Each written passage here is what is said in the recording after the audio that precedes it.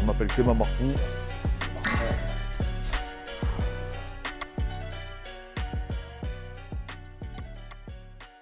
Salut à tous. Donc là, dans cette vidéo, je vous expliquais en fait comment on a fait pour établir nos échéances, comment notre saison en fait va s'articuler. Au moins, vous comprendrez mieux en fait comment nos épisodes et dans quel sens ils vont s'orienter. Parce que vous nous voyez faire de la préparation physique, vous nous voyez faire du grappling, du MMA, etc. Donc je vais vraiment vous expliquer pourquoi on fait tout cela. Ma prochaine échéance, normalement, elle est dans 2 mois, à partir d'aujourd'hui à peu près.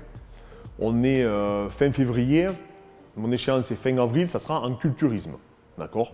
Parallèlement, je voudrais aussi faire des compétitions de grappling. Malheureusement, avec ce qui se passe aujourd'hui avec la pandémie, toutes les compétitions sont annulées les unes après les autres. Mais en septembre, il y a une très grosse compétition qui permet de se qualifier à la plus grosse compétition au monde qui s'appelle l'ADCC, qui aura lieu normalement en Pologne. Donc là, on se prépare dans l'éventualité de cette compétition. Alors pourquoi on se met des compétitions lointaines et pourquoi je m'impose aujourd'hui de faire des compétitions? C'est non seulement pour me motiver, mais aussi pour montrer l'exemple à mes élèves dans notre structure. C'est très important de se fixer des objectifs, même quand on a 36 ans. Ça nous permet en fait de mettre une programmation, de tenir la diète, de tenir la préparation physique, de mettre en place une grosse charge d'entraînement et surtout de s'impliquer dans celle-ci et de tirer le groupe vers le haut. Donc la première échéance sera donc fin avril, normalement, si tout va bien, en culturisme en fonction de ma condition. Normalement, après, il y en a une fin mai. Et en fonction de la condition que j'afficherai, je pourrai basculer peut-être sur d'autres compétitions. Pendant tout ce laps de temps, donc jusqu'à cet été, je ne participerai pas à d'autres compétitions que celles de culturisme.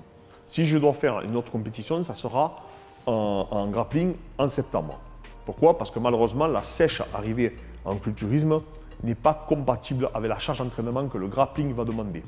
C'est très difficile de cumuler les deux. Là, pour l'instant, on y arrive, parce que je suis dans une période où je nettoie, on va dire. Donc, c'est une pré-sèche.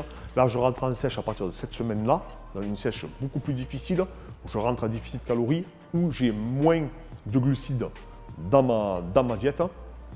Mais je peux encore cumuler les séances. Je vous ferai aussi une vidéo où je vous montre les séances que je fais, comment elles sont organisées, comment elles sont articulées. Pourquoi j'essaye d'éviter aussi certaines interférences, même si on sait que c'est limité aujourd'hui les interférences. Donc voilà, vous allez me suivre tout au long de la programmation, que je rappelle est en culturisme en avril. Vous allez me voir donc jusqu'à ma dernière semaine, comment je fais pour faire mon rebond.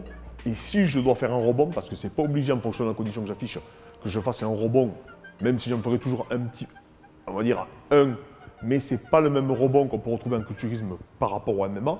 Et pourquoi je continue à pratiquer le MMA et la boxe? C'est parce qu'à côté de ça, mon associé Fred, lui, peut participer à tout moment à un combat de MMA.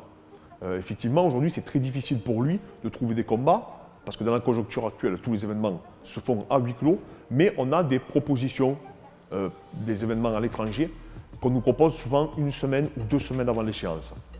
Donc là, c'est pour ça que, par exemple, dans le 2e épisode, vous avez vu qu'on a tourné un MMA, on fait des test matchs, et on continue de se préparer comme si on allait combattre demain. On doit être prêt, en fait, à pouvoir répondre à n'importe quelle échéance et face à n'importe quel adversaire. Donc, en fait, c'est pour ça que je continue aussi de me préparer en boxe. En plus, ça me fait une sorte de cardio, parce que je déteste courir, je déteste faire du vélo pendant 1 heure. Donc, ça permet d'être plus ludique, plus constructif et surtout en adéquation avec ma pratique et ce que moi j'affectionne tout particulièrement. Donc voilà les amis, vous savez dans quelle direction nous allons et vous allez nous suivre dans cette direction.